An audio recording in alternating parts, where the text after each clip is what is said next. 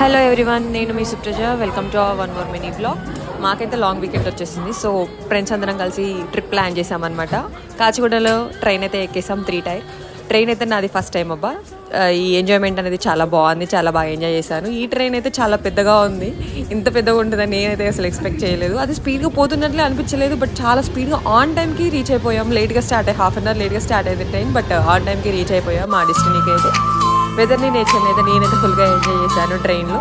And మేము చిన్న JBL speaker కూడా తీసుకెళ్ళాం, మధ్యలో బోర్ కొడుతుంది అని చెప్పేసి.